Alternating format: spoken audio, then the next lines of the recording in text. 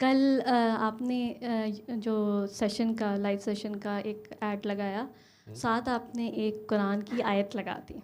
अच्छा उससे बड़े डरे हैं और भी सर बड़ा वो कैसे डरे बहुत हैं। ही डरावनी थी क्योंकि उसके ऊपर टॉपिक तो लिखा नहीं हुआ था। आपने हम्म, साथ एक पोस्ट लगा दी, हम्म, कुरान की आयत थी, यकीनन मुनाफिक ही फासिक हैं। और मुझे बहुत डर लगना शुरू हो गया। मैंने इस पे बहुत ज़्यादा सोचना शुरू किया। और अल जब्बार भी था उसके सर साथ। अल जब्बार भी अल्लाह था। का नाम। तो सर मैंने पहले ये सोचा कि मुनाफिक कौन होता है, फासिक कौन होता है, फाजिर भी कोई होते हैं। अब ये सारे क्वेश्चंस मेरे में आ रहे थे, लेकिन आपको पता है कि एक मसला है मेरा कि मैं खुश फहमी का शिकार हूँ। मैंने सोचा कि मैं तो सैयद हूँ। सर सॉरी सर, लेकिन मैंने ये सोचा कि मतलब ये एज तो है मेरे पास कि मैं तो फासिक नहीं हो सकती और मुनाफिक तो नहीं हो सकती। तो सर फिर मैंने सोचा कि मैं अगर आपसे सैयद पूछूं। सैयद को जहर दे दे तो फिर तो सर फिर मैंने इसीलिए, सैयदों ने सैयदों को जहर भी दे हाँ, दिया। तो सर वैसे मुझे खुशफहमी ये हुई कि मैं तो नहीं हूँ। हम्म, तो फिर मैंने सोचा कि मैं आपसे पूछूं कि ये सब कौन होते हैं, ठीक है, कि क्या वाकई सैयद हो सकता है। ये भी मेरा सवाल था कि सैयद मुनाफिक हो सकता है या फासिक हो सकता है या फाजिर हो सकता है। और फिर इसी सारी टेंशन मेरी, फिर आपने जब्बार लिख लिया, साथ एक अलग पोस्ट थी, तो मुझे और टेंशन शुरू हो गई। तो ये सब क्या था। तो इससे पहले कि दुआ सेशन स्टार्ट हो, मुझे तो थोड़ी टेंशन भी हो रही थी। मैंने कहा पूछ लेती हूँ आपसे। Thank you.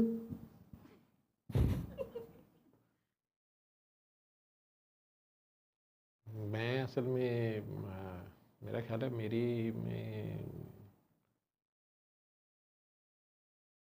आपका सवाल ये है कि मुनाफिक कौन होता है और फासिक कौन होता है और और फाजिर फाजिर कौन आता। फाजिर कौन होता है। और मैंने कुरान की आयत लगाई थी और आपको ये था कि मैं तो सैयद हूँ या नहीं हो सकता। ये तो दूसरा पार्ट है आपका सवाल का। वो एक तो ये है कि मैं कहता तो हूँ कि यार मेरे से मजहबी सवाल ना किया करो या मैं डॉक्टर हूँ या मैं कोई आलिम तो हूँ नहीं। और ये तो बेहतर है उलमा से पूछें आप, या उलमा ही इसका बेहतर बता सकते हैं। लेकिन मैं मेरे अपने कौलो फेल में तजाद है कि फिर मुझे ये आयत नहीं लगानी चाहिए, ठीक है ना। और ज़ाहिर बात है लगाऊंगा तो फिर पूछेंगे। कल कल ही क्लिनिक पे ही बहुत से आप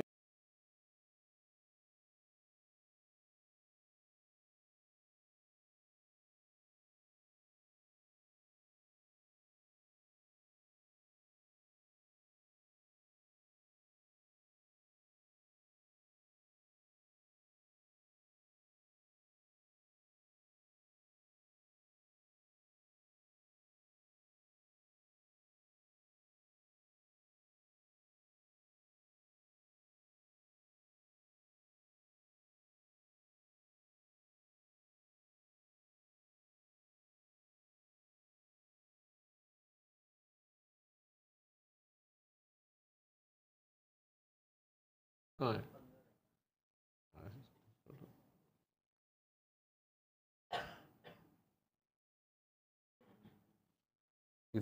कितनी देर लगेगी आप, हो गई है। तो उनको तो मैंने चुप करा दिया, लेकिन ये तसल्ली दे दी। आपने असल में वो जो बना के भेजा था ना, उसमें वो एक कठपुतली थी जिसके पीछे हैंड था जो उसको कर रहा था।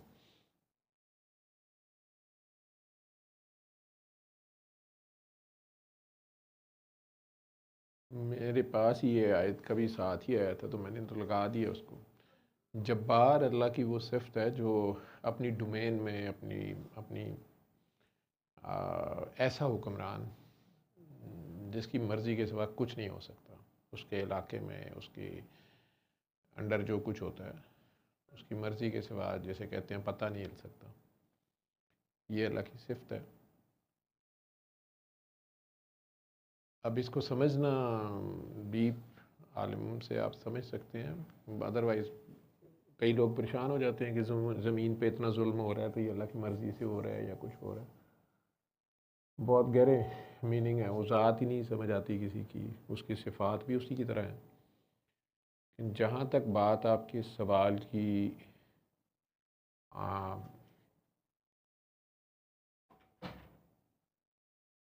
है कि मुनाफिक क्या है, फासिक क्या है, कुरान की आयत थी कि मुनाफिक ही फासिक है।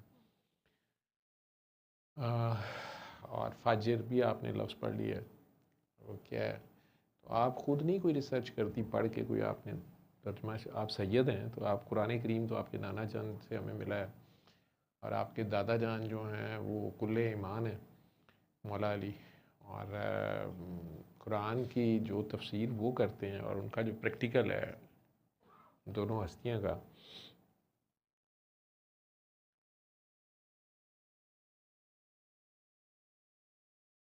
नबी करीम सल्लल्लाहु अलैहि वसल्लम के लिए तो अल्लाह ने हमें कहा कि ये तुम्हारे बेहतरीन मिसाल हैं, बेस्ट एग्ज़ाम्पल हैं, हमारे हीरो हैं, हमने उन्हें फॉलो करना है।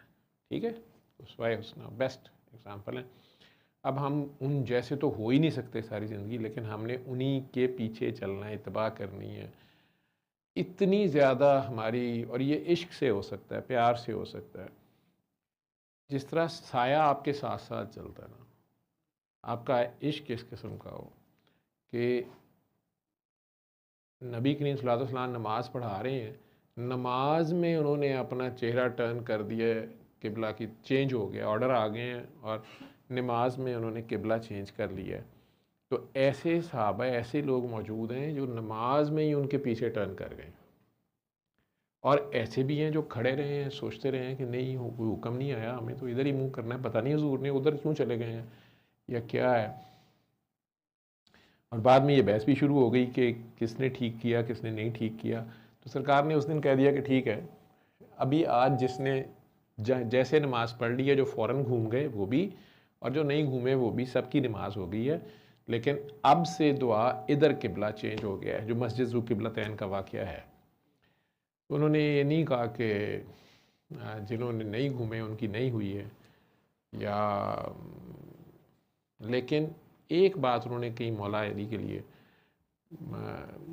बारहा या हदीस में मिलती है, आपने मेरे चेहरे के साथ ही लगा दिया ये मुनाफिक, यकीनन ये मुनाफिक ही फासिक है। सही, मैं जवाब भी यही देने लगा था आपको कि आपने पूछा कि सर मुनाफिक क्या होता है, तो मैं कहने लगा था कि मैं, अगर आप मतलब सच बात अगर आपने पूछनी है तो किस रेफरेंस, किस तरह से, अगर यार्ड स्टिक हम नबी करीम सल्लल्लाहु अलैहि वसल्लम के लिए तो हम कर देंगे जी कि वो तो नबी हैं जी, वो तो अल्लाह ने उन्हें दर्जा दिया।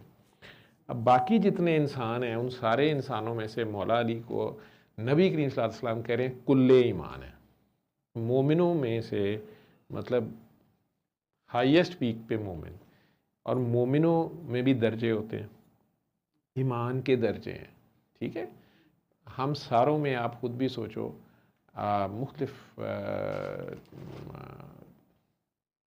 हमारे पे हालतें होती हैं ज़िंदगी में, और हमारे ईमान डामाडोल होते रहते हैं। बल्कि आज एक बड़ा अच्छा सवाल है, एक सैयद बादशाह डॉक्टर हैं इंग्लैंड के, उन्होंने भेजा था, फिर उन्होंने वॉइस क्लिप मैंने थोड़ा सा ही सुना, बड़ा लंबा था, उन्होंने एकदम डिलीट कर दिया।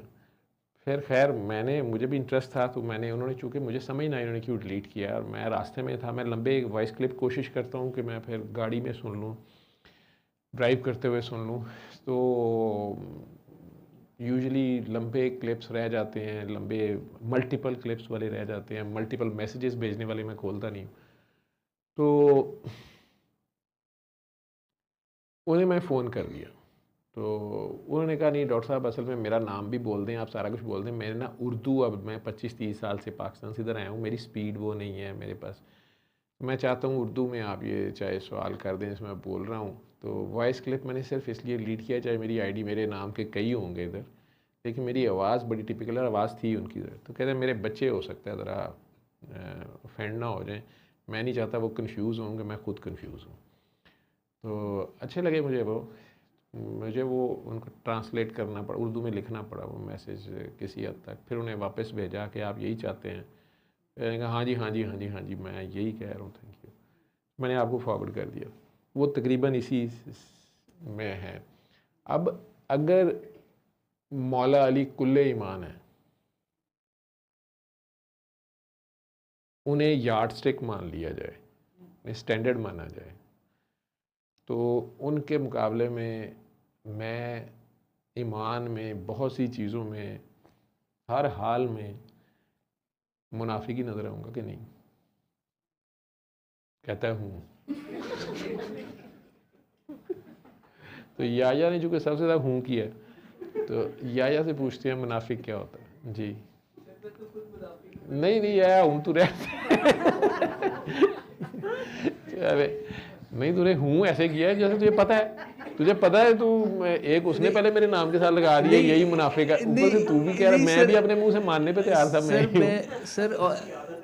सर एक्चुअली ऑनेस्टली बात बताऊँ, मैं आपकी बात को बड़े ही गौर से सुन रहा होता हूँ, और जब मेरी एक रजिस्टर करने की अलामत है कि ऑटो पे ना हूँ निकलता। वो तेरी गवाही पीछे डड्डू ने दी है आंसर में कि इसकी आदत है सर, ये हर बात पे हूँ करता नहीं है। सर, क्योंकि आपकी सर एक एक जो बात होती है ना, ऑनेस्टली मेरे लिए तो बहुत ज़्यादा कीमती है। तो जब तो एक रजिस्टर करने का एक ऑटो पे मेरा रिफ्लेक्स एक्शन जो होता है ना सर, वो ये होता है। मैं गुनाहगार आदमी हूँ, मेरी हर बात को कैसे रजिस्टर करूँ? नहीं सर, वजह उसकी ये है ना सर, मैं तो अब अगर शुरू हो गया तो पूरा आधा घंटा ले लूँगा, लेकिन तो आधा घंटा तो ना ले। वो कहने का मकसद ये है बेटा कि एक तो ये जो एग्ज़ाम्पल मैं दे रहा हूँ वो तो समझाने के लिए दे रहा हूँ कि मैं खुद ईमान में, मेरा नहीं ख्याल, ईमान का दावा भी नहीं है मेरा, बड़ा कमज़ोर आदमी हूँ। ज़ुबान से कह देना ही काफ़ी नहीं है, अमल भी साबित करना होता है जगह जगह। और वो डॉक्टर साहब का सवाल मुझे बड़ा अच्छा भी लगा है। उसके मैंने उनसे डिस्कशन में थोड़ी बात की, अपनी बेटी की भी एग्ज़ाम्पल दी है उन्हें। लेकिन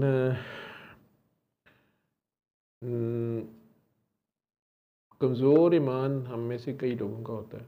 हम ऐसे समझ लो कि हम कहते हैं अल्लाह है, लेकिन जहाँ हमें डटना चाहिए, फॉर एग्ज़ाम्पल हम आयतुल कुर्सी पढ़ के सो जाते हैं कि अल्लाह है, और बस ठीक है, और किसी सड़क पे अनजान जगह पे रात को सफ़र करना पड़ गया, या अपने घर में कोई ख़तरा है हमें थोड़ा सा, या नई जगह है, या वैसे ही डरते हैं, तो उसके बाद हम आयतुल कुर्सी पढ़ के भी उठ के देखते रहें दरवाजे, कुंडियाँ, ताले, और फिर खिड़कियों से झांकते रहें कोई आ तो नहीं गया, कोई आए।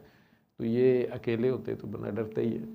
तो वो अब आयतुल कुर्सी पे भी ईमान नहीं है, पढ़ भी ली है। फिर मेरे जैसे के तो नए आइडिया होते हैं कि अगर डाकू भी आयतुल कुर्सी पढ़ा है यार तो क्या करें। बल्कि आजकल तो डाकुओं का फैशन है, वो आयतुल कुर्सी पढ़ के बैठते हैं, उतरते नहीं फिर। तो अब ये सारी चीज़ें जो हैं, ये ना मेरा आयतुल कुर्सी पे ईमान है, ना मेरा आयतुल कुर्सी वाले पे ईमान है। असल में हौसला है, सुना है, पढ़ लो तो नहीं आते ये वो, लेकिन एक डर भी है। लेकिन जिनका उस पर ईमान होता है, अभी याया सिनवार शहीद हो गया, जो हमास का दूसरा भी लीडर अभी बनाया था, उसकी एक वीडियो एंड पे जो खुद ही उन्होंने रिलीज़ कर दी।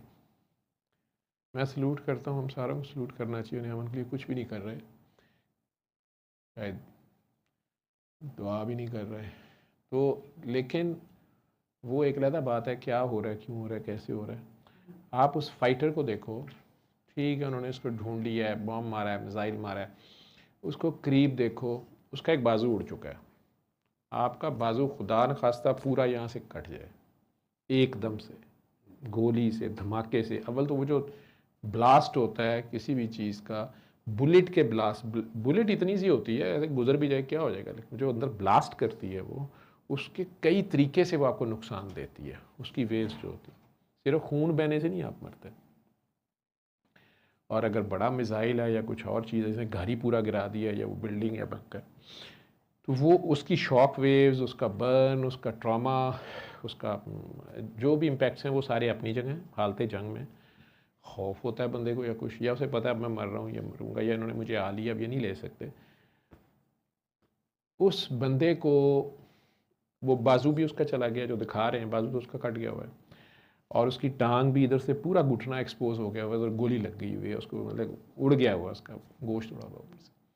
उस हालत में वो सोफे पे आया, और वो चूँकि उन्हें श्योर नहीं, और वो ऐसे डर रहे हैं कि टू बी सेफ, तो उन्होंने ड्रोन ऊपर उसकी खिड़की के पास लाए हैं कि वो ड्रोन कंफर्म करे कि उसकी क्या हालत है। तो वो ड्रोन कैमरा उसके करीब आता है तो उसके पास कुछ छड़ी पड़ी हुई है, उस हालत में भी वो उससे माफ़िया नहीं मांग रहा, उसे छुप नहीं रहा, उसने हथियार नहीं डाल दिए, उसने अपने दूसरे हाथ से वो छड़ी भी उठा के वो आखिर तक उसने अपनी फाइट की है, जितना उसका आखिरी सांस था। ठीक है, उसका अपने अल्लाह पे, अपने कॉज पे, अपनी स्ट्रगल पे ऐसा ईमान है। उसे क्या पता है बाद में फ़लस्तीनी फतह याब हो जाएंगे, नहीं उसकी फ़ौज जीतेगी, नहीं क्या होगा क्या नहीं होगा। वो अपने हिस्से का रोल प्ले कर रहा है और उसमें आखिरी सांस तक भी वो अपने दुश्मन को अपनी मौजूद वसाइल और अपनी सकत के साथ फाइट कर रहा है। वो जो उसने उनके आगे सरेंडर नहीं किया। ठीक है, और वो उससे इतने डरे हुए हैं कि उसको देख लेने के बावजूद, सारा करने के बावजूद, बाद में उसकी एक उंगली भी काट के ले गए हैं डीएनए कंफर्म करने के लिए he is the same guy. ठीक है, खैर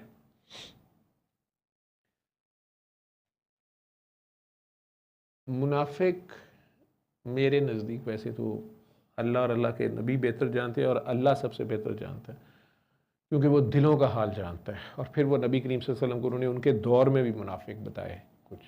ठीक है, वो और बात है। मैं अपने आप को जब देखता हूँ और मैंने कहा ना, मैं असेस करता रहता हूँ ड्राइविंग करते हुए अपने सब्र को, अपने फौरी रिएक्शन को। ठीक है, इसी तरह कोई बच्चा या कोई भी इंसान अचानक मेरी मर्ज़ी के ख़िलाफ़ या मेरे से बदतमीज़ी कर दे या मेरी मर्ज़ी के ख़िलाफ़ हरकत कर दे तो मेरा कितना कंट्रोल है। सिमिलरली कोई भी ज़िंदगी की सिचुएशंस, उनमें मैं कितना डरता हूँ या नहीं, तो मैं अपने आप को बहुत कमज़ोर पाता हूँ इन चीज़ों में। ये बातें करना भी आसान है। हज़रत यूसुफ़ अलैहिस्सलाम का ईमान उनका, और उन्हें बीबी ज़ुलेखा नज़र आ रही थी, तो वो बीबी ज़ुलेखा ने, चाहे नंगी औरत थी, खूबसूरत औरत थी, मलका थी, तो यूसुफ़ अलैहिस्सलाम नहीं हिले। मैं ये मिसालें ही दे रहा हूँ, बातें कर रहा हूँ। तो अगर मैं खुद अपनी बार कपड़ों समेत वाली भी बेचारी एक आम सी भी काकी को देख के तो मैं लट्टू हो रहा हूँ यार। ठीक है, तो वो बातें ही है ना। ठीक, इसी तरह मैं ला इलाहा इल्लल्लाह मुहम्मद रसूलुल्लाह का इकरार ज़ुबान से भी करूं, दिल से भी करूं, लेकिन जब टफ़ टाइम्स आएँ तो मैं किसी और को अपनी जान का मालिक समझ लूं, तो ये मेरे ईमान की कमज़ोरी है। मैं किसी और से करना लेकिन मैं मुसलमान टॉप पे हूँ, ला इलाहा इल्लल्लाह मुहम्मद रसूलुल्लाह वाले टॉप पे हूँ, या किसी जगह पे मुझे उनके पास जाना है, तो मैं ऊपर से फेक करूँ कि मैं मुसलमान हो गया हूँ, मैं ला इलाहा इल्लल्लाह मुहम्मद रसूलुल्लाह पढ़ लिया है, लेकिन अंदर से मैं उसका मजाक उड़ाऊँ और ना उसको मानूँ। एक तो ये जेन्युइन मुनाफ़िक़त है। या यूँ कह लो कि जैसे किसी दूसरे कौम का जासूस आपके अंदर आके आपका हुलिया, आपकी हर चीज़ अपना के बैठ जाए। मुनाफिक की जो सरकार ने बड़ी 3 अलामतें बताई हैं ना, वो कहते हैं कि जब बोले झूठ बोले, तो अपने आप को देखें कि हम हर वक्त झूठ ही तो नहीं बोलते। एक तो झूठ की वो फॉर्म है ना जो जायज़ भी है, इजाज़त भी दी गई है कि आपको जंग में झूठ बोलना है दुश्मन को डराने के लिए, कि जी हमारे पास भी ये है वो है, या इस तरह से आप उसे शो कर रहे हैं। ठीक है, या आपको कहीं अकेले गुजरना पड़ गया किसी खातून को मर्दों के झुरमुट में से, अंदर से वो डर रही है लेकिन वो बड़ी ब्रेव फेस से गुजर रही है। ठीक है तो ये झूठ, अंदर से तो डर रही है बेचारी, चीख निकलने वाली है, लेकिन वो अपने आप को बहादुर शो करके गुजरती है, तो ये उसको अलाउड है, मुजाहिद की तरह गुजर रही है। तो दूसरा, या जंग में आप जैसे करते हैं तो उसमें तो झूठ अलाउड है। अदरवाइज़ एक नॉर्मल लाइफ में मेरा एक माल का नुकसान ना हो जाए, मैं झूठ बोल के अपना माल ग्राहक को दे रहा हूँ, फ्रॉड कर रहा हूँ, या अपने घर वालों से झूठ बोल रहा हूँ, बीवी को चीट कर रहा हूँ डिलिबरेटली, या कुछ भी अपनी ज़िंदगी लाइफ में झूठ के सहारे पे। आप झूठ क्यों बोलते हैं? क्योंकि आपको सच का डर है, आप सच को फेस नहीं कर सकते, आप अपना कोई नुकसान बचा रहे हैं या अपना कोई झूठा फ़ायदा चाह रहे हैं, तो आप उस वक़्त ये भूल जाते हैं कि अल्लाह देख रहा है, अल्लाह सुन रहा है। नबी करीम सल्लल्लाहु अलैहि वसल्लम को इसलिए झूठ से शदीद नफ़रत थी, झूठ बोलने से, और सिर्फ 3 हालतों में झूठ बोलने की इजाज़त दी गई। एक मैंने कहा ना जंग की हालत में, एक ये कि आपने किसी की सुलह करानी, मियाँ बीवी की सुलह करानी है, आप उन्हें अलहदा करें यार वो तो तेरे लिए मर रही है, उसे यार वो तेरे लिए मर रहा है, या कुछ भी कुछ चीज़ें, चलो किसी तरह उनकी सुलह हो जाए, पैचअप हो जाए, या कोई दोस्त हैं लड़े हुए या कुछ भी, किसी अच्छाई के लिए कोई ऐसा फसाद, ऐसा सच जो उल्टा फसाद कर दे, उसे आप रोक लेते हैं, ठीक है। और तीसरा ये है कि आपने अपनी कहीं जान बचानी है, जैसे आप दुश्मन मुल्क में, दुश्मन इलाके में आपने डिस्गाइज किया हुआ है, ठीक है, या आपको आलिया और वो आपको वहाँ पे कहना ही पड़ जाता है कि नहीं मेरा नाम तो जी फलाना सिंह है या कुछ है, ये जान बचाने के लिए अगर आप कह देते हैं तो वो भी इजाज़त है। हालांकि इसमें भी आपको अल्लाह पे यकीन, कई ऐसे हैं लेकिन वो जो हर वक्त झूठ ही बोले, हर बात में झूठ बोले, मुनाफिक की ये पहली निशानी है। उसे खुदा याद ही नहीं होता किसी वक्त, उसने हर बात को झूठ ही बोलना। अब इसका मतलब ये नहीं कि मीडिया वाले सारे झूठे हैं या मुनाफिक हैं, लेकिन अगर वो तो उनके अपने मकसद हैं, रोज़ी रोटी जो भी उन्होंने कमानी है, या अब एक गाने वाली टीवी पे आके जिसको देख के डर आता है और वो कही जाए बिजली भरी है मेरे अंग अंग में, थोड़े मेरे वर्गे चेक करन दे विच ही मारे जान, ठीक है, कि बाजी लवा लो सोलर दी बचाए, तो ये झूठ, ठीक है। तो ये एक तो झूठ ही बोलना। नंबर 2, सरकार ने जो मुनाफिक की निशानी दी है वो ये दी है कि वो वादा जब भी करेगा वादा खिलाफी करेगा। वो आपसे वादा करता है जी मैं इतने बजे आ जाऊँगा, या फ़िलहाल मुझे ये आपसे उधार ले लेता है मैं इतनी देर में दे दूँगा, या कर्ज़ लेता है और फिर भी नहीं देता है टाइम पे, या अस्सलामु अलैकुम व रहमतुल्लाहि व बरकातहू। पूरी टीम आ रही है। आपका सवाल बीच में रह गया था, मैं उठ गया था, फिर वो बाकी उनसे बात करते हैं। तो मुनाफिक, आपने कहा था सर मुनाफिक कौन होता है। अब मैं एक मिसाल से समझा सकता हूँ, वो मैं हूँ, ठीक है। मतलब मौला अली कुल्ले ईमान है तो उनके मुकाबले में मेरा ईमान तो कोई हाल नहीं है, ठीक। लेकिन इसको गुजारा हो जाएगा, फिर आप सारों को गुस्सा चढ़ेगा कि हम सारों को मुनाफिक कही जा रहा है, उनके मुकाबले में तो सारों का ईमान कम है। तो वो ईमान की कमी, थोड़ा ईमान, ठीक है। पास मुनाफिक वैसे उसे कहते हैं, 3 निशानियां जो सरकार ने बताई वो ये थी कि जब भी बोले तो झूठ बोले, मतलब जिसमें थोड़ा सा भी ईमान होगा ना वो कभी कभार सच बोल ही लेगा। शर्म आ जाएगी उसको कि यार अल्लाह देख रहा है, अल्लाह सुन रहा है, कैसे मैं फाड़ी, अल्लाह पकड़ ही ना ले, कोई ना कोई उसको मसला पड़ जाएगा। तो कई ना वो झूठ बोलते हुए, मतलब या तो वो कह ही देगा निदा को कि नहीं मैं वॉक करके ही आ रहा था, लेकिन हाँ दरमियान में पेस्ट्री भी खाई है, बेकरी पे गया था, थोड़ी देर तुम लोगों की डबलोटी लाया हूँ। तो वो उसको पता चल जाएगा कि ये इसको पता चल गया है लेमन टॉट लगी हुई है मेरे इधर। तो कभी कभी बंदा डरते हुए सच बोल भी लेता है। दूसरे नंबर, वो फिर पूरा मुनाफिक तो ना हुआ। तो मुनाफिक जो हमेशा झूठ ही बोले, इसलिए कि वो कह रहा है मैं अल्लाह को मानता हूँ, लेकिन वो मानता कोई नहीं है, इसलिए वो बेफिक्र होकर झूठ बोल रहा है, फ्रॉड कर रहा है, ठीक है। फासिक और मुनाफिक की तीनों निशानियों में से एक है कि जब बोले झूठ बोले, जब भी वादा करे तो वादा खिलाफी ही करे, कभी भी वादा ना पूरा करे, इसलिए कि उसे डर ही नहीं है कि मैं वादा तोड़ दूंगा तो अल्लाह मुझे पकड़ लेगा, या अल्लाह भी गवाह है इस वादे में, या अल्लाह को जवाबदेह हूँ, चलो ये इंसान तो कमज़ोर है जिससे मैंने वादा किया था, ये मेरा कुछ नहीं बिगाड़ सकता, लेकिन अल्लाह तो है, तो उसको तो डर आएगा। लेकिन जो मानते ही नहीं अल्लाह को, तो वो हर बार वादा करके तोड़ के कह देगा कि वादा कौन सा, कोई कायदा कानून है, कोई हदीस कुरान है, हमने तोड़ दिया वादा, ठीक है। मुनाफिक की एक ये निशानी है कि वो जब भी वादा करेगा उसको तोड़ देगा, उसको पूरा नहीं करेगा। और तीसरे नंबर पे है कि वो ख़यानत भी करता है। वो जब भी अमानत रखे, उसके पास अमानत रखाई जाए, वो किसी भी चीज़ का अमीन हो, उसने उसमें ख़यानत करनी ही करनी है।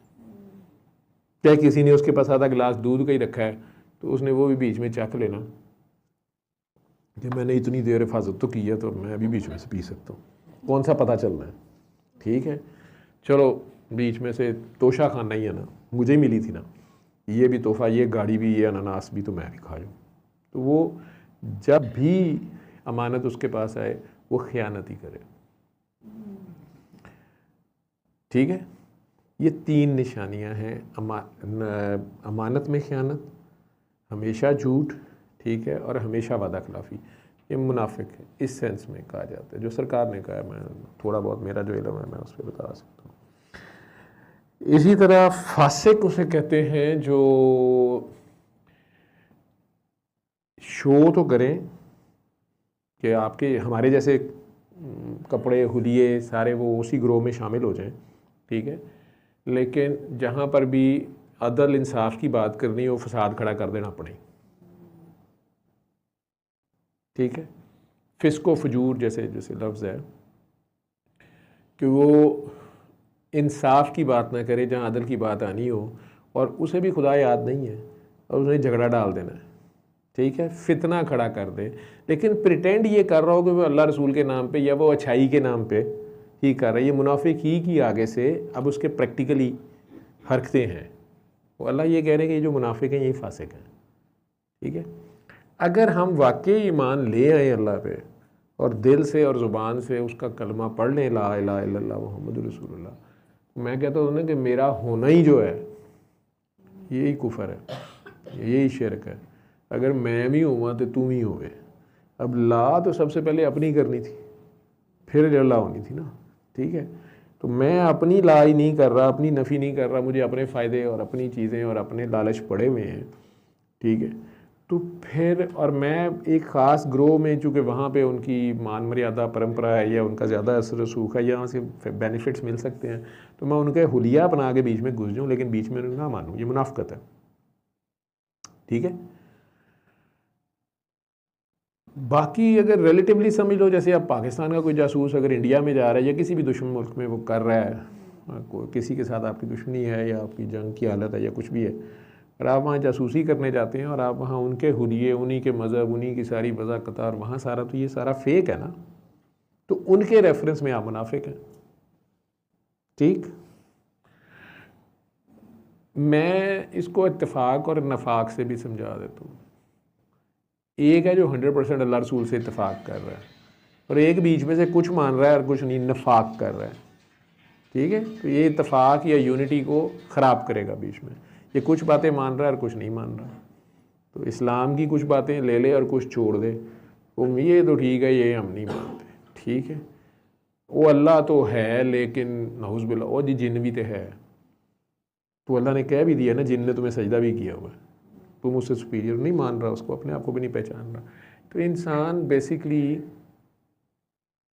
अगर फितना फसाद कर रहा है वो बंदा और प्रिटेंड कर रहा है उसी ग्रोह से या मुसलमानों के ग्रोह से, ठीक है, लेकिन मैं ज़ाती फ़ायदों के लिए, ज़ाती मनफियत के लिए वो इज्तमाही फ़ायदे को नुकसान दे रहा है, ठीक है, या किसी दूसरे का माल खा रहा है, किसी की जान माल औलाद उसके शर से महफूज नहीं है और वो उनके ऊपर हाथ साफ़ कर रहा है, दूसरे के हकूक़ को गसब कर रहा है और कर भी अल्लाह रसूल के नाम पे या मज़हब के नाम पे, ये फासिक है, ठीक।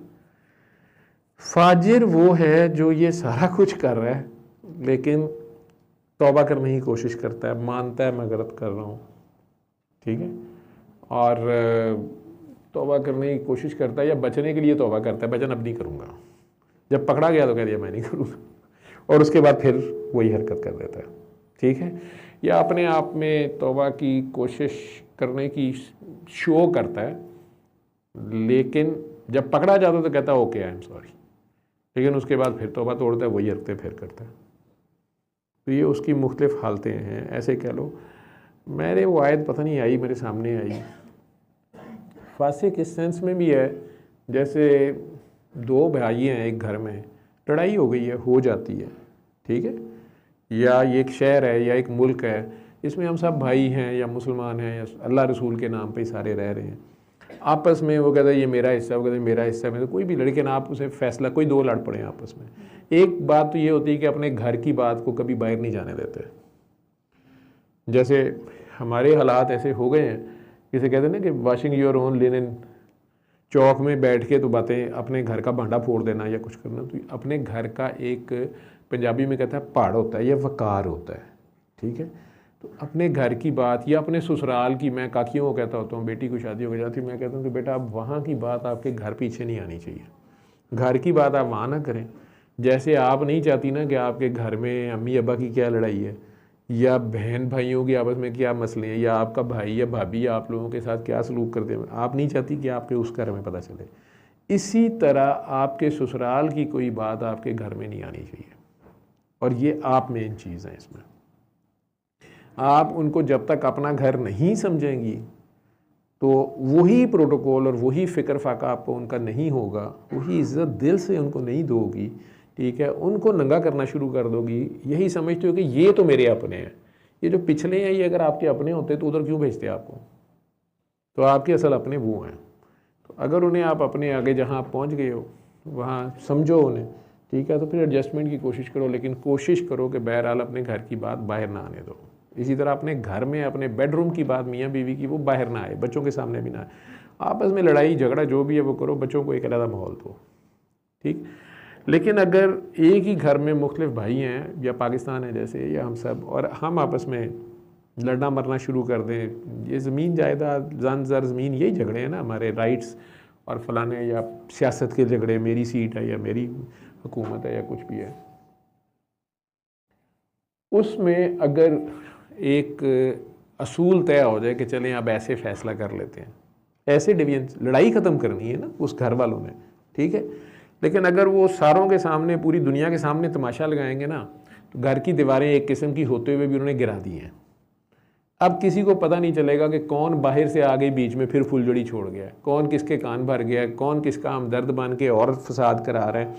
ये उस घर वालों ने खुद अपना काम ख़राब कर दिया। अब उन्हें पता ही नहीं चल रहा कि कौन सज्जन है कौन दुश्मन है, ठीक है। तो ख़तरा है कि वो घर टूट जाएगा। कुछ भाई या कुछ फैमिलियां तो एरोगेंट होती है ना, हमने जॉइंट फैमिली सिस्टम में रहना ही नहीं, हमने तो जाना ही जाना है, ठीक है। जाते हुए भी अच्छी यादें छोड़ के जाओ, ताकि तुम दोबारा रहना हो तो तुम लोग आपस में रह लो। तुम आखिर अपने एक माँ बाप की औलाद है, इसलिए अल्लाह ताला ने बहुत ही ज़ोर दिया है बार बार सिला रहमी पे। एक ही रहम के, एक ही यूट्रस के लोग जो हैं, एक माँ के बदन से जो बच्चे हैं, वो आपस में खामखा कट ऑफ ना करें।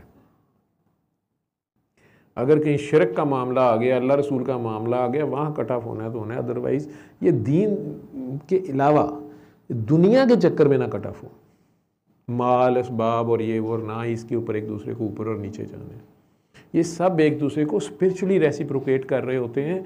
बहुत से फ़ायदे होते हैं दुनियावी ज़ाहिरियत के भी और वैसे भी।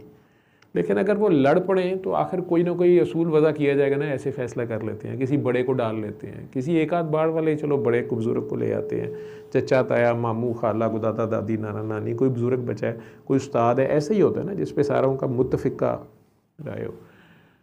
लेकिन अगर एक फ़ैसला तय हो गया है, आप ही जो सवाल फ़ोन पे पूछ रही थी कि सर अल्लाह ताला ने तो कुरान में कह दिया कि जिस तरह के लोग होते हैं उस तरह का हुक्मरान होते हैं, ये कुछ कह रहे थे आप, तो सारा हमीम मुनाफिक और फासिक है, ये मैसेज आप भी में पढ़े हैं। लेकिन अगर ये बात है तो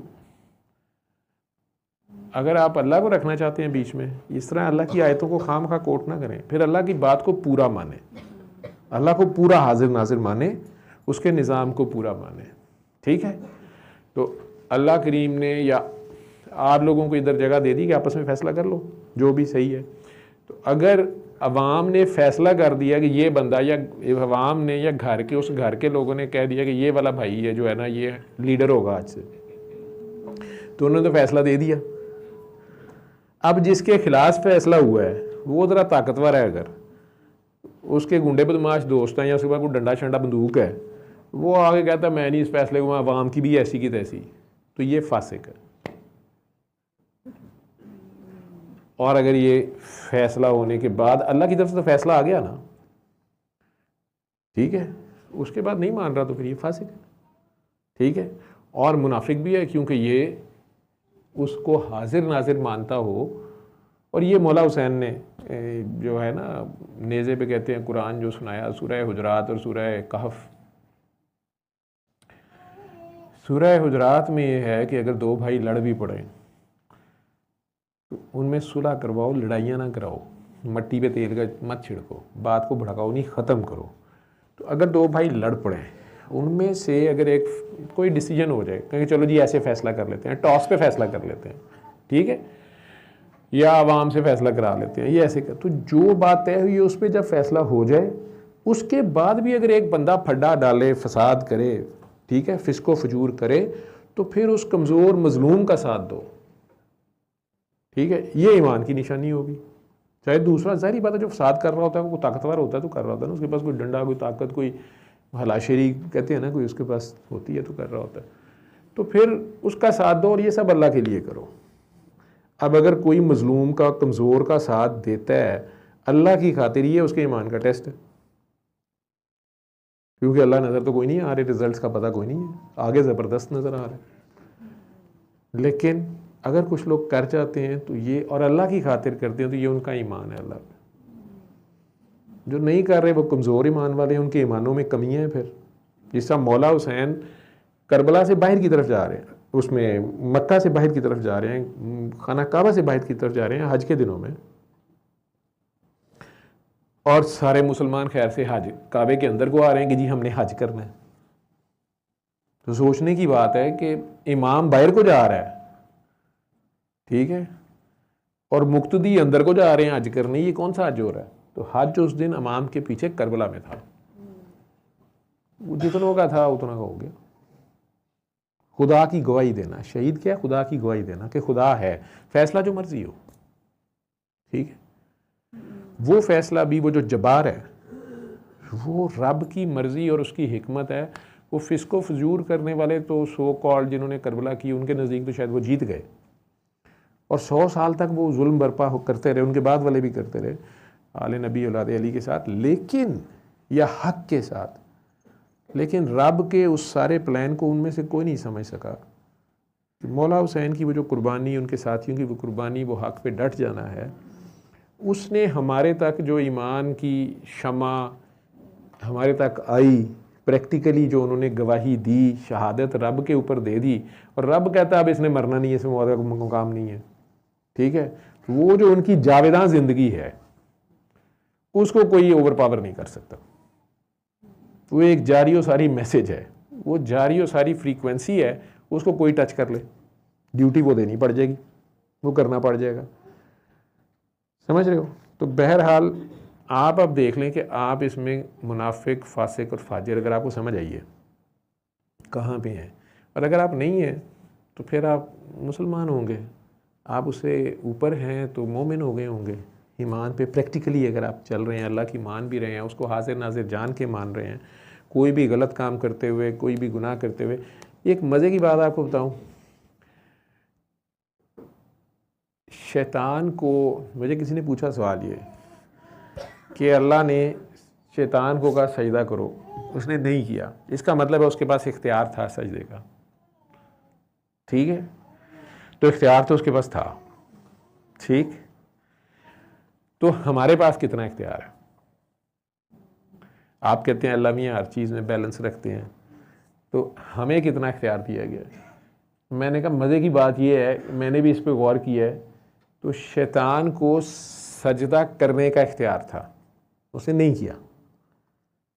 हमें गुनाह ना करने का इख्तियार दिया गया, हमें जो हुक्म दिया गया, हमें हुक्म दिया गया कि गुनाह नहीं करना, नहीं करना, एक काम करना ही नहीं है, ठीक है। इसका इख्तियार आपके पास है कि आप ना करें, तो अल्लाह ने कहा,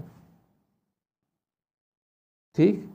अब आप डाका डाल के, ज़ना करके, कत्ल करके बेगुनाह किसी का, और आप कहें कि जी मेरे तो इख्तियार में नहीं है, ठीक है, अल्लाह ने पा दिया ना, अल्लाह की मर्जी। ये वो बारीक सा नुक्ता है कि वो कोई भी फसाद करके आप कहते हैं अल्लाह की मर्जी, नहीं, अल्लाह ये थोड़ी करता फिर रहा है, किसी के साथ फसाद थोड़ी कर रहा है, या किसी को बेगुनाह को कत्ल थोड़ी कर रहा है या करवा रहा है, नहीं। उसने एक एनर्जी हवाले कर दी है, ये उसकी मर्जी से है। अब आपको कहा गया है कि ये नहीं करना, आप वो कर गुजरते हैं, और यही असल जहाद है, गुनाह ना करना। और इसमें आप जितने फिर रिफाइन या ईमान पे या आगे जाते जाएंगे, जितना उसको प्रेजेंस उसकी फील करेंगे। ये कहना बड़ा आसान है कि अल्लाह ताला तो हमारे अंदर है, हर बंदा शुरू हो जाता है मेरे दिल में है, हाँ वो तो हमारी सोचें भी सुनता है। अब इसके ईमान ले आओ, और अब सोचो कि आप अल्लाह मियाँ के सामने क्या क्या गंद सोच रहे होते हो, कहाँ कहाँ घुस के हम क्या क्या कर रहे होते हैं।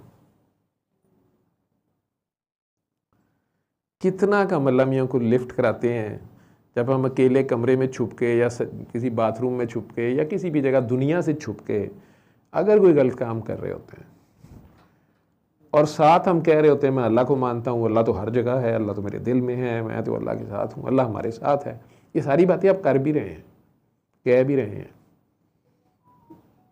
अब आप कितने बहादुर हैं, कितने बेशर्म हैं कि अल्लाह ताला को खुद ही आप कह भी रहे हैं, मान भी रहे हैं कि अल्लाह ताला तो मेरे ख्याल भी सुन रहा है। और अगर आप ख्यालों में भी या प्रैक्टिकल में भी ये काम कर रहे हैं, कौन सा कोई देख रहा है? ठीक है, तो असल में आप दुनिया की इबादत कर रहे हैं, दुनिया से डर रहे हैं। दुनिया देखेगी तो क्या कहेगी, दुनिया को ना पता चले, लेकिन खुदा की इबादत नहीं कर रहे। खुदा का आपको डर ही नहीं है, खुदा की तो आपको परवाह ही नहीं है, खुदा को तो आपकी हया ही नहीं आ रही। ठीक है, चाहे आप बहू से ज़्यादती कर रहे हैं, चाहे बहू की कोई मुखबरियाँ कर रहे हैं, क्या होती हैं, चुगलियाँ कर रहे हैं, या बहू सास की टांग खींच रही है, या कोई मैनिपुलेट कर रही है, या दरानी जेठानी एक दूसरे के साथ हिसाब बराबर कर रहे हैं, या मियाँ बेगम के साथ चीटिंग कर रहा है, या बेगम मियाँ साहब को गोली करा रही है। हमारे ख्याल को भी जो जानता है, हम खुद ही तो कही जा रहे हैं वो ख्याल से भी करीब है, वो दिमाग करीब है, उसके बावजूद उसको ठंड करा देना। अब आप सोच लें कितने बहादुर हैं। और वो रब जो इतना बेनियाज है, जिसने ऐसी इतनी बड़ी कायनात बनाई है, जिसमें ज़मीन एक छोटा सा कतरा है, एक ड्रॉप सा है ज़मीन। अगर सूरज और आसमान और सारे गैलेक्सीज़ को देखो तो उसमें एक ज़र्रा सा है, एक पॉइंट मिलीमीटर्स में भी नहीं इसकी औकात आती इस ग्रैंड स्केल पे। उसके पेट में एक कीड़ा डॉक्टर जवेद है, उस जवेद साहब के पेट में और मुंह में और नाक में भी जो कीड़े हैं, उनकी भी खुराक, उनकी शादियाँ, उनके बच्चों के भी प्रॉब्लम्स, वो भी अल्लाह मियाँ ने सोच के रखे हुए हैं। उनका भी ख्याल, उनके रिस्क का भी ख्याल, उनके लिए भी कंड्यूसिव एनवायरनमेंट, उनकी भी ड्यूटियाँ, उनकी चीखो पुकार भी, उनके मसले मसाइल भी। इस सारे के बावजूद इन्हें अगर इस मखलूक को देखने लगो, सोचने लगो, ये तो पता नहीं गिनती से बाहर, हमारी औकात की गिनती नहीं है जैसे हम गिन सकें। उसके बावजूद इतनी कायनात में ऐसा बड़ा शहंशाह मेरा ख्याल रखता है, मुझे फ़ौरन रिस्पॉन्ड करता है, मेरी बात का फ़ौरन हेल्प करता है अगर मैं उसे पुकारूँ। तो फिर ऐसे रब को ठंड करा देना और बार बार कराना, हर नई मुसीबत पे कहना पता नहीं अल्लाह कहाँ रह गया है। मेरे साथ हमेशा ऐसे ही होता है।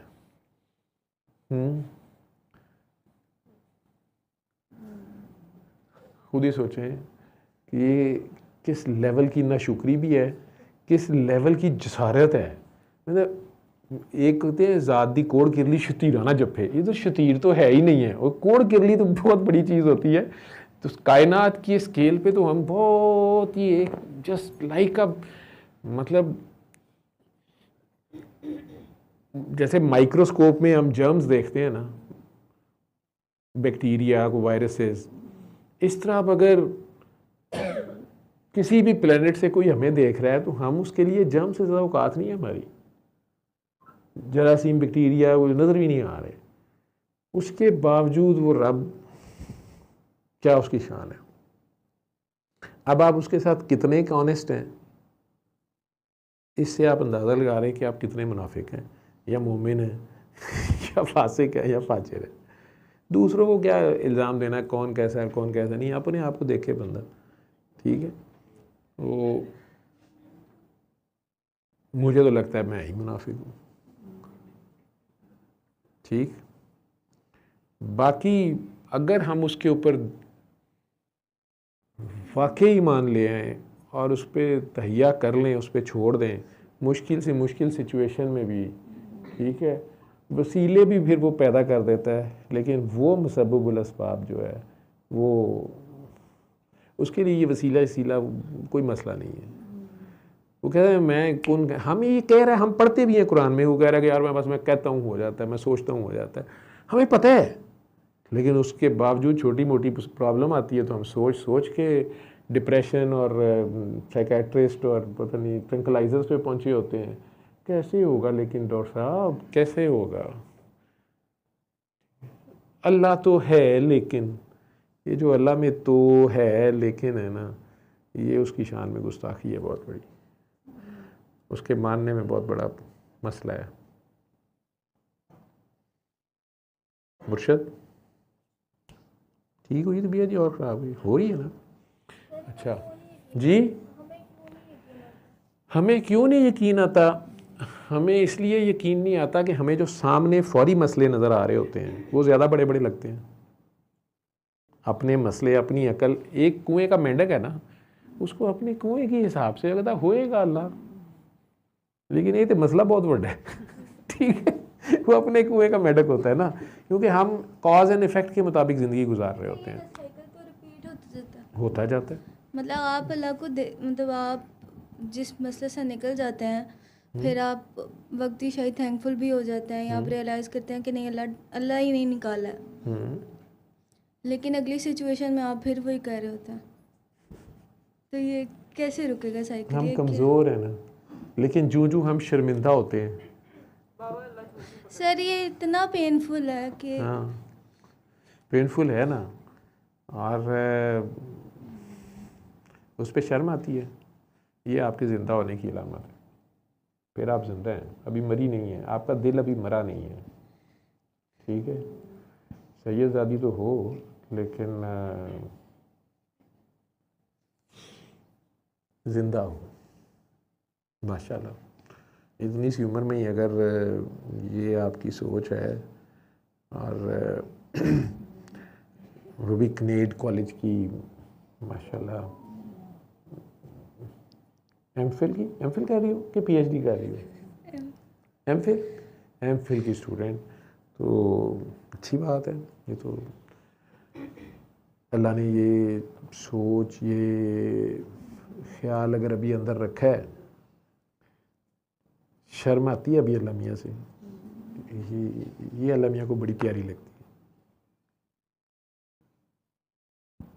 और अगर ये तड़प है अभी कि ना मैं ऐसी हूँ, मेरे से ना ये गलती हो ये फिर मेरे से हो गया, ये मैंने आइंदा नहीं करना, तो वो सुन रहा होता है सारा कुछ। इस सारी जंग को, ये हक और बातिल की जंग हमारे अंदर हो रही होती है। इसलिए हम जैसे गुनाहगारों को कई बार देख के दूसरे कह रहे होते हैं ये मर क्यों नहीं जाता, इसने फिर वही गलती की है, ये लानती ही ऐसे। जैसा वो साहबी जो शराब पी बैठते थे, उसको कोई मार रहा था, क्या तुम लानती है, वो तो सरकार ने डांट दिया कि नहीं लानती ना होने कहें या मत कहें। तो वो जो अपने अंदर से उस गुनाह या उस गलती या उस गलत आदत को, कई बार आदत तो होती है उसको छोड़ना बहुत मुश्किल हो जाता है, ठीक है, उसको ख़त्म करना चाह रहा है लेकिन कमज़ोर पड़ रहा है, वीकर पे फंस जाता है, तो वो अल्लाह जानते हैं अंदर कि ये लड़ रहा है और इसके आगे मुकाबले में शैतान और नफ्स हैं, अल्लाह ने डाले हुए हैं। तो आपकी नीयत, असल चीज़ सारी की सारी खेल ख़त्म होगी आपकी सोच पे, आपकी नीयत पे, ठीक है। और अल्लाह मियाँ को ये भी पता है कि उन्होंने आपको कितना IQ दिया हुआ है। IQ डिफरेंट है ना मुख्तलिफ लोगों का, इल्म डिफरेंट है, ठीक है ना। तो उस हिसाब से अल्लाह मियाँ को पता होता है कि ये इसका IQ थोड़ा है, इल्म भी थोड़ा है। जिस तरह मासूम बच्चे मासूम होते हैं, कुछ 7-8 साल का बच्चा रो रो के अपने आप को मारने पे ही आ जाए कि मैंने झूठ क्यों बोला, अल्लाह मियाँ मुझे झूठ, मुझे ज़िंदगी से पहला एक झूठ बोल बेटा, बाबू मैंने दूध पी लिया, जाके फ्लैश में फेंका हुआ सारा, दूध नहीं पीना चाह रहा, वो ये मलाई नहीं खाना चाह रहा। हमारे तो छोटे होते कि ये बड़े मसले होते थे, ठीक है। तो ज़िमीदार राजपूतों के घर मतलब दुध दही मलाई, ठीक है, खवाओ इन्हों, माँ नूं भी नाल सजा, तू क्यों नहीं खवाया इन्हों, ठीक है जी। सवेरे मक्खन, नहीं भी बंदे का दिल करता, ठीक है। उधर से स्कूल जाना है, उधर से देर हो रही है, ठीक है, साथ अंडा ठोस रहे हैं उबला हुआ, ये भी खाना है, तो उसमें बंदा खालस, घर में भैंस रखी हुई है, बच्चे दुआवां मंग मंग मर गए ने कि मर जाए, ठीक है। तो दूध और मलाई और पता नहीं क्या करना पड़ता है, ठीक है। तो अब सुबह सुबह जैम भी लगा दी, मलाई लगा दी, शहद लगाया जी, जैम तो फिर जल्दी हो जाएगा ना, साढ़े 12 साल मैंने याद आ गए। अल्लाह उन्हें जन्नत नसीब करे। और साथ अब मलाई को खाना ही इधर से, मुझे तो इधर से गुजरते हुए कुछ होता था, फिर वो दूध में डाल दो तो वो और लगता है कि बीच में कोई स्पीड ब्रेकर है, पता नहीं क्या है, नहीं तो बंदा आंखें बंद कर पी जाता है। जिन दिनों वो ग्रीन चारा खा रही होती है ना, शटाला शायद उसे कहते हैं, तो वो दूध में बड़ी अजीब सी स्मेल आती है, तो पीना ही बड़ा मसला होता है। रेहाना बाजी से मुझे फार्मूला पता चला कि पीते पीते वॉशरूम जाओ तो वापस आओ। तो लेकिन अब मैंने एक बार कर लिया तो अम्मी को पता चल गया, तो अम्मी ने मुझे कह दिया, हाँ ये तो अल्लाह का नूर हुंदा है, तुसी ना शुक्रे हो, तेरे अब्बू नू पता लगा। यानी तो दसा तेरे अब्बा जी नू, एक तो यही काफ़ी था, पिछले साल का पिया हुआ फ़ौरन सारा दूध वो तो निकल गया, वैसे ही खुश्क हो गया। लेकिन स्कूल जाते यही सोचता रहा कि अल्लाह का नूर दूध ढूंढ लिया, ठीक है। तो वो अल्लाह मियाँ से जो माफ़िया मांगता रहा मैं, दिल करे मेरा कि कई बार दिल करे कि बस का एक्सीडेंट ही हो जाए, फिर सोचूं कि बस में तो इतने मुसाफिर हैं मेरा, मैंने तो जुर्म किया है, ना शुक्री की है, अम्मी कह रही हैं, और ये जो बाकी लोग मर जाएंगे, अच्छा नहीं सर मेरे वाली साइड लग जाए, ठीक है। फिर सोचूं कि वो जो दूसरे बंदे की बस लगेगी उसको तो चोट लग जाएगी, इसलिए वो आइडिया भी ख़राब हो गया। ये मसले थे क्लास में बैठे हुए, जो उल्टी सीधी क्लास पढ़ने का ध्यान नहीं होता था, ध्यान ही कहीं और होता था, ठीक है। तो अब सोचता हूँ कि अल्लाह मियाँ कहते होंगे कि अच्छा पुत्र आज तेनों यदि फिक्र है तो बड़े होकर तो की कुछ करना है, तो फिर बंदा चौड़ होता ही जाता है ना अल्लाह मियाँ को जब देखता है। जैसे मामा कहती है तुम्हारी टांगें तोड़ दूंगी, तुम्हारे अब्बू को बता दूँ, कभी भी नहीं बताया, तो बच्चा फिर और लिबर्टी लेता जाता है ना, ठीक है। ये उसकी शान है यार, उसको हम वारा खाते हैं। तो जहाँ मेरे साथ वारा खाते हैं वहाँ और भी कई हैं, मैं एवं ही उनके हिसाब लगाता रहूँ, ये नहीं मेरे से होता मैं कहूँ कि ये मुनाफिक है, ये फासिक है, ये फाजिर है, मुझे तीनों अपने आप में नज़र आते हैं, ठीक है। और जहाँ तक कुरान और सुन्नत की, हदीस की या कुरान की तफसीर की बात आएगी, वो फिर उलमा हैं, या फिर आप अल्लाह करीम से रब्ता जोड़ा करें और अल्लाह मियाँ से कहा करें मुझे समझाएं, ठीक है। अल्लाह मियाँ समझाते हैं आपको, बिल्कुल समझाते हैं, फिर आप उस पर अमल करें या ना करें वो एक अलग बात है, ठीक है। या समझ के भी आप फिर मुनाफिक फासिक फाजिर रहे तो फिर और बात है, ठीक है। तो मैंने तो आपकी तरह पूछा तो मुझे समझा दिया, तो मुझे तो सबसे पहले अपना आप पता चला कि मैं भी झूठ ही बोलता हूँ, बेईमानियाँ भी करता हूँ, अमानत में ख़यानत भी करता हूँ, तो फिर ये सारा तो मुनाफिक की तो सारे मेरे में भी हैं ये सारे। Happy birthday to you doctor साहब, तो मेज़ के नीचे घुसती जा रही है, तो ऊपर सर उठाएगी शीशा ना तोड़ दें, या अपने सर में ना मार लें, तो तूने केक भी काटना है, अच्छा शुक्र है, नाराज़ हो गई है, अच्छा ठीक है जी। पार्ट कि दूसरा सैयद जो होते हैं वो मुनाफिक फासिक या फाजिर हो सकते हैं। भाई आजकल सईदों की हुकूमत है हर तरफ, ठीक मैनू मरवाने मैं भाई देखो नबी करीम सल्लल्लाहु अलैहि वसल्लम ने फरमाया सबसे बड़ी सैयदा बीबी पाक फातिमा है, आप भी सैयदा हैं मैं मानता हूँ। नबी पाक सल्लल्लाहु अलैहि वसल्लम ने फरमाया अगर फातिमा रज़ी अल्लाह तआला अन्हा भी चोरी करें तो उनका भी हाथ काटा जाएगा। ये एक उन्होंने यार्ड स्टैंडर्ड कर दिया ना, ठीक है। और हिस्ट्री में मिलता है कि सैयद ने सैयद को ज़हर भी दे दिया, ठीक है।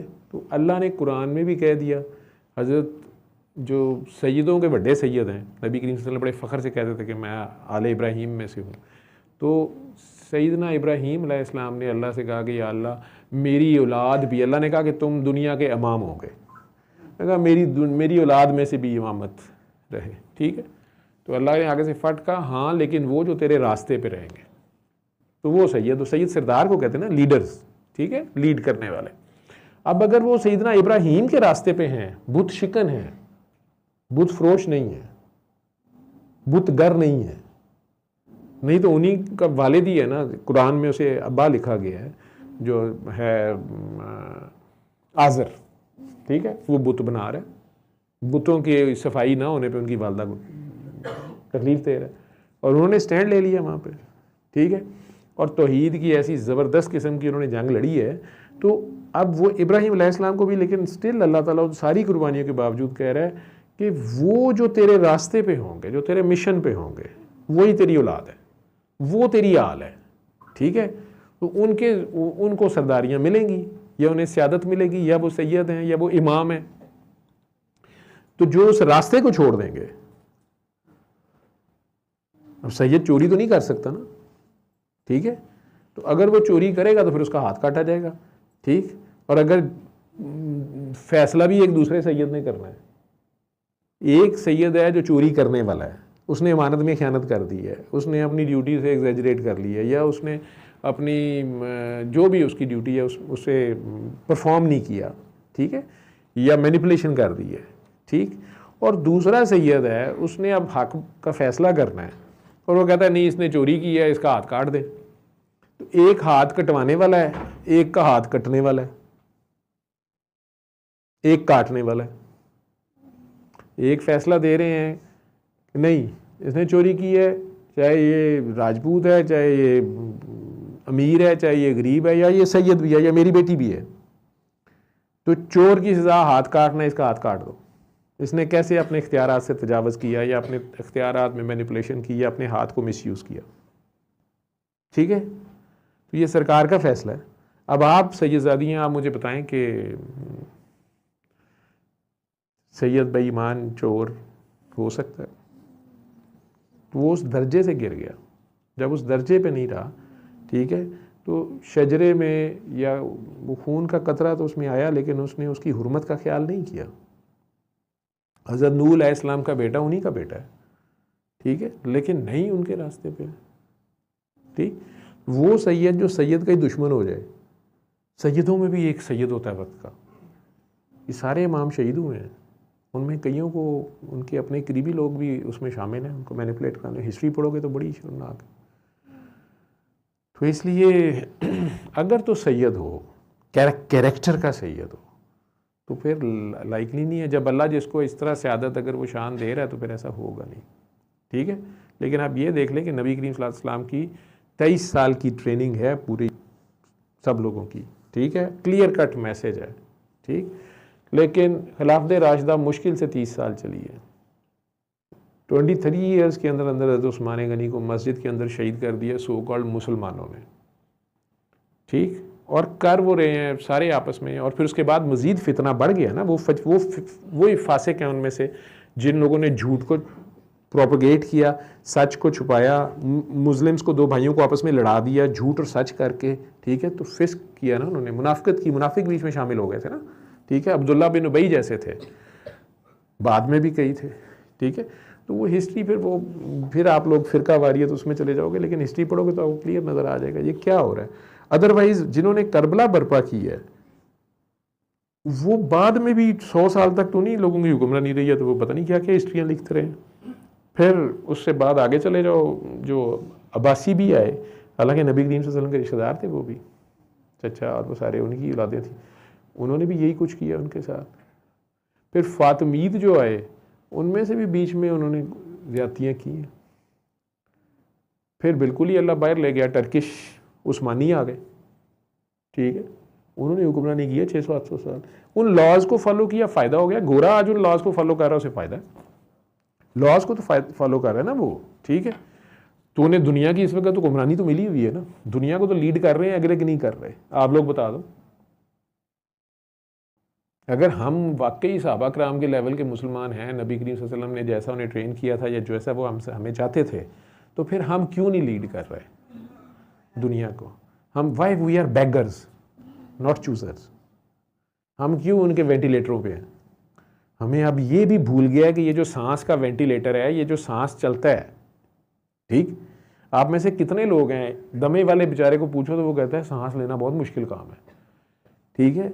पता चल जाता है, सारी रात नींद नहीं आती जब खुद से जोर लगा के सांस लेना पड़ता है। नहीं तो हम बातें कर रहे हैं, सांस ले रहे हैं, सो रहे हैं, सांस लेने पता ही कोई नहीं, भार ही कोई नहीं जिन्हों कहते हो।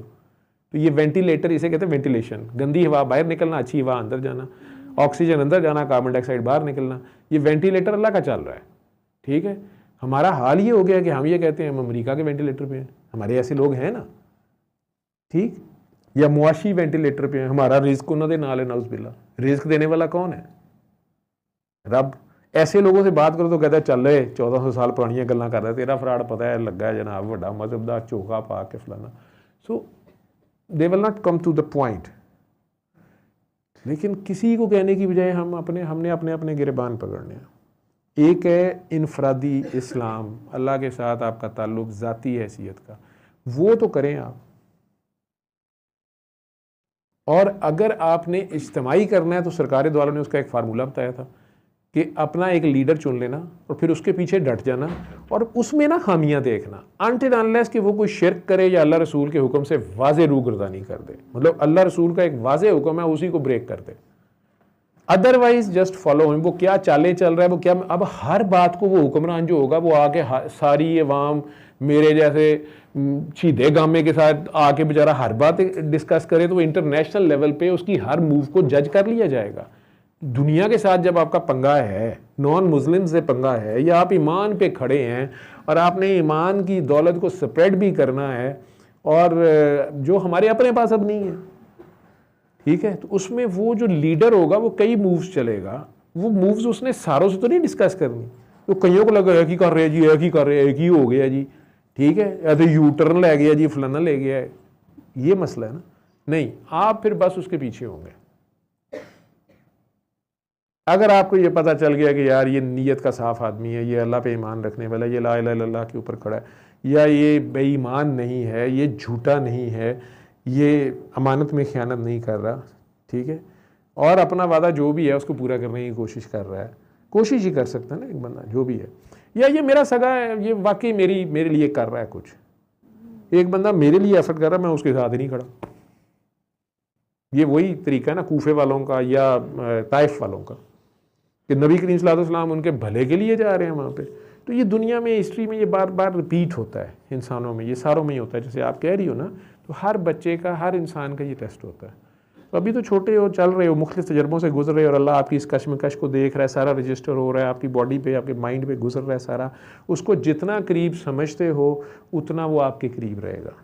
अगर आप किसी अकेले कमरे में, आप जहाँ चीटिंग कर सकते थे, आप कोई भी गंद मार सकते थे, लेकिन आपने कहा कि नहीं अल्लाह मियाँ आप तो देख रहे हैं, कोई नहीं देख रहा, या आप किसी दूसरे का हक गज़ब कर सकते थे और आपने कहा नहीं अल्लाह मियाँ मैं नहीं करना, या आपको ये हो गया कि यार कोई बात नहीं, मेरी तकलीफ़ मुझे थोड़ी होगी लेकिन इस बंदे का भला हो जाए, खैर है, मैं नहीं इसे बताता कि मैं तो खुद भूखा हूँ, मुझे ये पैसे चाहिए, आपने सिर्फ अल्लाह की खातिर उसको खिला दिया, ठीक है। अब ये जो आपके छोटे छोटे जेस्चर्स हैं ना, इसमें सारे में आपने अल्लाह को हाजिर नाजिर मान के अगर कर दिया ना कि कोई नहीं मेरा अल्लाह मालिक है, ठीक है, ये इतना बड़ा एहसान कर रहे हैं आप कि आपकी अपनी ज़रूरत की चीज़ थी, आपको खुद चाहिए थी, लेकिन आपने किसी ज़रूरतमंद को उसने मांग लिया है, कह दिया है, तो आपने अल्लाह तवक्कल उसे दे दिया। ये बहुत बड़ा बेवकूफ़ पागलों वाला काम है ये, लेकिन आपने उसे दे दिया ये बताए बगैर कि यार मैं तो खुद इसकी बहुत ज़रूरत है मुझे। आपने उस वक्त लिटरली आपकी ये सोच है कि मेरा अल्लाह मालिक है, ठीक है। ये एहसान से भी एक स्टेप आगे है, ये कुर्बानी है, क्योंकि वो चीज़ आपको चाहिए थी, ठीक है।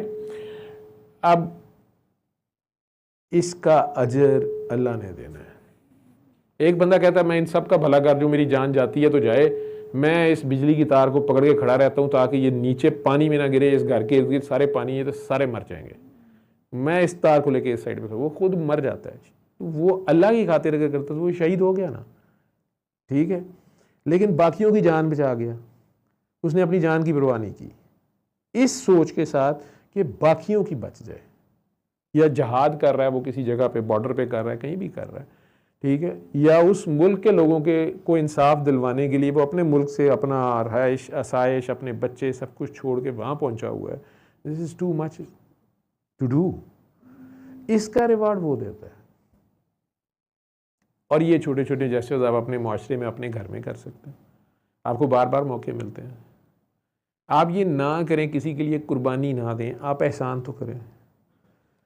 एहसान ये है कि आपने थोड़ा बहुत अपने हिस्से का किसी के साथ शेयर कर लिया, अगर उसके पास नहीं है, रोज़मर्रा इस्तेमाल की चीज़ ही इसलिए उसे शेयर कर ली कि यार अल्लाह मालिक, अल्लाह को नहीं ख़राब हो जाएगी, ज़्यादा यूज़ हो जाएगी, खैर है, इसकी ज़रूरत है इस वक्त, उसके बिन कहे आपने दे दी कि मुझे भी तो अल्लाह ने दी है, अल्लाह मालिक है, अल्लाह मुझे और दे देगा, खैर है, ये एहसान है। जैसे ज़कात थोड़ी सी बीच में दे देना किसी को, ये एहसान है अल्लाह की खातिर, ठीक। फिर अपने काम काज छोड़ के थोड़ी देर के लिए, एग्ज़ाम तो कल है, टाइम भी थोड़ा, लेकिन आप 5 वक्त की नमाज आदतन नहीं, अल्लाह की खातिर बहरहाल पढ़ें। वैसे इम्तिहान वाले दिन तो बहुत पढ़ता है, बड़ा नमाज़ें पढ़ता है, वाइवे तक भी दुआएं तस्बीहां भी चल रही होती हैं। वाइवे के फ़ौरन बाद फिर उस दिन की नमाज भी नहीं याद होती मेरे वर्गे, ठीक है। लेकिन बहरहाल तो ये एहसान है, और अगर ये नहीं तो कम से कम आप उतना करें जो आपका ड्यू, अपने हिस्से का तो काम करें। आप इस सीट पे आप कंफर्टेबल ना, दूसरे जाएं बाढ़ में, ठीक है। आप अपनी कुर्सी ना दें किसी को, बैठे रहें, लेकिन इतनी टांगे ना फैलाएं कि दूसरे भी तंग हो रहे हैं। लेकिन आप अपनी जगह पे चले रहें, ठीक है, अपनी लिमिट्स में रहें, अपने हिस्से की ड्यूटी करें जो आपके ज़ुम्मे है। तो ये अदल है, अपनी ड्यूटी को पूरा करना, जितना आपकी कैपेसिटी में है उतना, ये अदल है, इंसाफ है। कम अज़ कम ये सारे एक दूसरे से एक्सपेक्ट करते हैं। ये सड़क पे ड्राइव करते हुए गौर किया करो कि वहाँ सारे, अल्लाह याद हो ना याद हो, सारे जो सड़क पे गाड़ी आमने सामने इधर उधर से चला रहे होते हैं, या जो पैदल चल रहे होते हैं, या जो सड़क क्रॉस कर रहे होते हैं, वो सारे एक दूसरे से एक्सपेक्ट कर रहे होते हैं कि इसको नज़र आ रहा है ना, ये मेरे लिए इतनी जगह इधर से छोड़ेगा ना, इधर तो नहीं ना आएगा, ये पीछे से, ये पीछे वालों की कभी फिक्र की है? यही होता है कि यार इसको नज़र आ रहा है ना, मैं पीछे से गाड़ी ना मारेगा, या थोड़ा फासला तो रखेगा ना, ठीक है, या हॉर्न दे के या इशारा दे के मेरे आगे से टर्न करेगा ही नहीं। हमेशा एक्सीडेंट तभी होता है, और उतर के पहली बात ये करे तो यार तुम्हें नज़र नहीं आता, या तुम ये क्या कर रहे हो, ठीक है। वो आपस में फिर लड़ाई शुरू हो जाती है, तुम्हारी गलती। लेकिन गलती असल में ये होती है कि दोनों ये समझ रहे होते हैं कि इसको नज़र आ रहा है ना, ठीक है। उसमें एक बंदा चालाकी लगाता है दूसरे का हक या अपने हक से ज़्यादा लेने की, खामखा ओवरटेक करता है, आगे से टर्न करने की कोशिश करता है, गलत ओवरटेक करता है, गलत साइड से मुड़ता है, ठीक है, या गलत साइड से ट्रैफिक ब्लॉक है तो वो इधर से आपकी साइड से ही आई जा रहा है जल्दी जल्दी आगे आने के लिए, वहाँ से आपने फंसा दी कि नहीं ये हमारी साइड है, इधर किधर आ रहा है, तो अब दोनों फंस गए, ट्रैफिक जैम बढ़ता गया। अगर ऊपर से ड्रोन कैमरे से देखोगे तो एक गाड़ी सिर्फ बीच में गलत फंसी होती है, उसको अगर जाने दें, जो कि नहीं जाने दे रहे, सारे आपस में फड्डे में होते हैं कि ये क्या है, इसको नज़र नहीं आ रहा, ये किया है, इसने क्यों किया है, नहीं मैं नहीं जान देना। उसके बाद उसके पीछे लाइन, उसके पास उसकी साइड पे भी लाइन, सारे फंस गए, ठीक। तो अब उसने इनजस्टिस किया पहले वाले ने, ठीक, और आप में से किसी ने उसे रोक लिया, लेकिन बाकी भी सारे आप इज्तिमाई तौर पे भी सफ़र कर रहे हैं उसको, ठीक है। आखिरकार कोई एक बंदा आएगा, चाहे ट्रैफिक सार्जेंट हो, चाहे कोई एक बंदा पैदल ही आ गया, वो आ कहता है भजन आप ज़रा इधर से रास्ता दें, आप ज़रा इधर से दें। फिर भी थोड़ी सी कुर्बानी देनी ही पड़ती है ना, थोड़ा सा कॉम्प्रोमाइज़ करना ही पड़ता है किसी ना किसी को, और आखिरकार फिर ट्रैफिक स्मूथ चलती है, उसे एक गाड़ी को आप निकाल दें बीच में से, सीधा कर दें। लेकिन फसाद हो जाएगा तो इनजस्टिस हो जाएगा, मैं लड़ाई हो जाएगी, मैं फिर घर वालों ने मुझे कहना एक तू बाज नहीं आता। ये कुछ दिन पहले मैं रात को क्लिनिक में बैठा, तो रात को मेरे बच्चों का फ़ोन आया, मैं तो सुन नहीं सका, तो उन्होंने खुरम को फ़ोन कर दिया किसी ने, उन्होंने कहा बाबा परेशान नहीं होना, इस तरह गाड़ी लगी है और हम दोनों भाई पहुंच गए हैं, मनाइल की गाड़ी के पीछे से हिट हुई है बड़ी बुरी फेज़ 5 में, तो ये बिल्कुल ठीक है। लेकिन वो डॉक्टर साहब हैं, कोई दांतों के डॉक्टर, वो माफ़ी भी मांग रहे हैं, और बाई चांस इसी चौक पे पुलिस थी, वो पहले तो पीछे से भागने लगा तो उन्होंने पकड़ लिया उसको, अब वो माफ़िया भी मांग रहा है, और इसने आपको फ़ोन किया था, आपने उठाया नहीं, इसने हमें किया, हम आ गए हैं। तो गाड़ी का काफ़ी नुकसान है, लेकिन ये बिल्कुल ठीक है, आप परेशान नहीं होना। मैं कहा मेरी बात करो उससे, और फिर आप वहाँ क्यों खड़े हो? उसने कहा बाबा काफ़ी नुकसान है।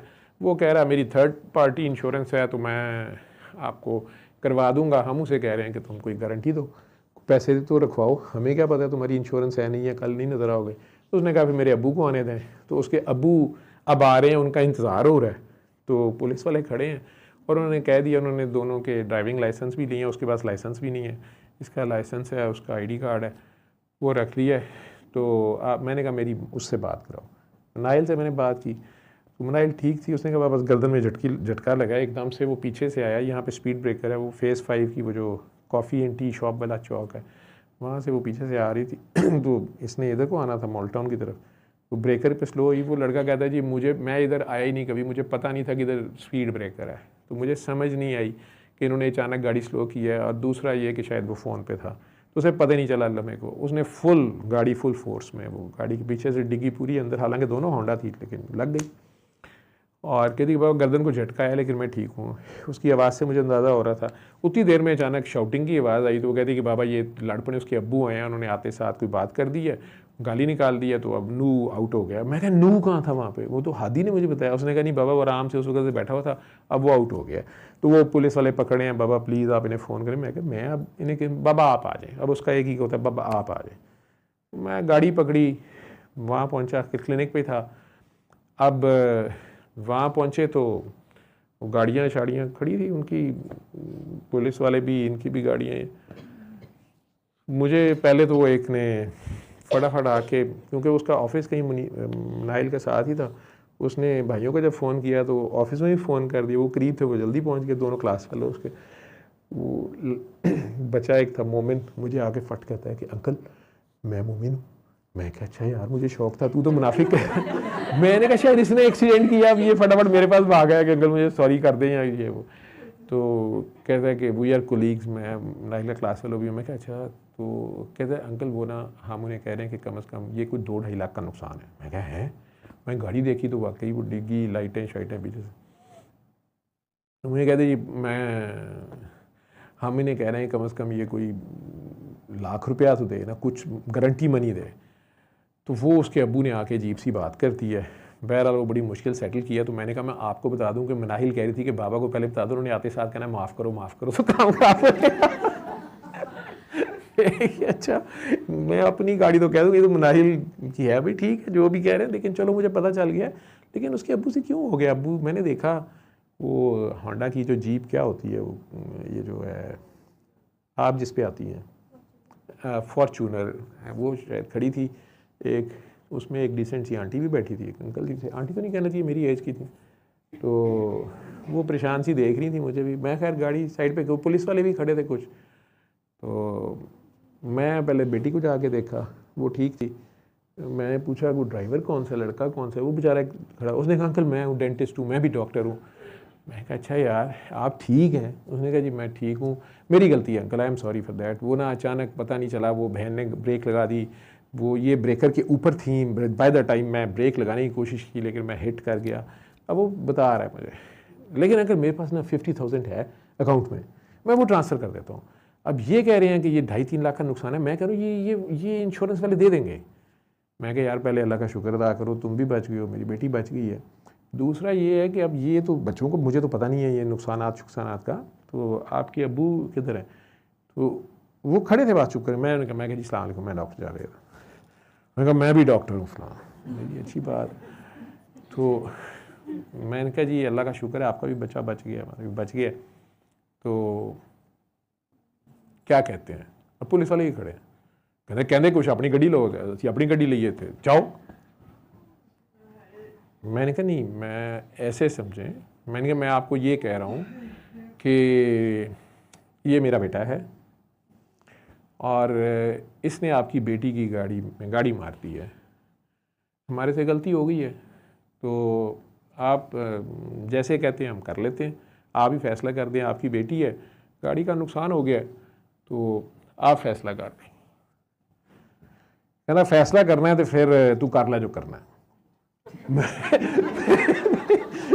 एकदम मैं कहा जी मैं तो आपको कह रहा हूँ कि आप ही फैसला कर दें, आप बता दें जैसे करना है तो कर लेते हैं। आपकी बेटी है, आपकी गाड़ी है, आपका नुकसान हो गया, मेरे बेटे से हो गया, आप इसका फैसला कर दें। कहना जो होना सी हो गया है, और मैंने फैसला दे दिया ना। तो मैंने फर्स्ट टाइम मैंने कहा, मैं क्या देख लें, मैंने आपको जज मुकर्रर किया, ये फैसला जो आप दे रहे हैं, मैं क्या आप समझ रहे हैं कि आप उसके सामने इसका वज़न उठा लेंगे? अब मेरा ख्याल तो उन्हें अल्लाह याद आ जाएगा। केड़ा भार चुकना है। इंग्लिश थोड़ी उर्दू इंग्लिश बोल रहे थे, मैं ज़रा पंजाबी स्टाइल में आपको बात कर रहा हूँ, लेकिन वो पंजाबी में आ गए। कहते जे तू शेर है ना तो मैं सवा शेर हाँ। मैं क्या भाईजान मैं शेर भी नहीं की, मैं ढेरेगा, ठीक है, मैं तो अभी कह ही नहीं रहा। तो आप पैनिक में हैं। वो पुलिस वाला अचानक बीच में आया, उन्होंने कहा डॉक्टर साहब आप तो वाकई सूरत रुमान वाले डॉक्टर हैं। मैं ये कहाँ से निकला है?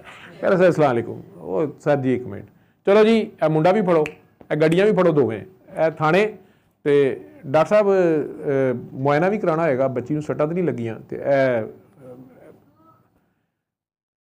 वो अंकल फिर नहीं मैं दस रहा ना, जे तुसी शेर हो मैं सवा शेर हाँ।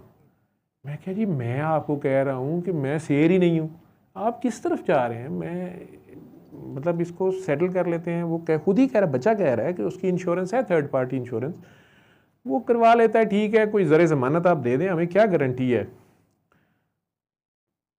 नहीं हूँ देखी जाएगी, मैं भार चुकना है। उनकी बेगम ने खिड़की नीचे की तो सुन रही थी, देख रही थी, लेकिन मुझे लगा मजबूर हैं बेचारी। मैं थोड़ा सा अंकल को थोड़ा सूंगा पास होके, तो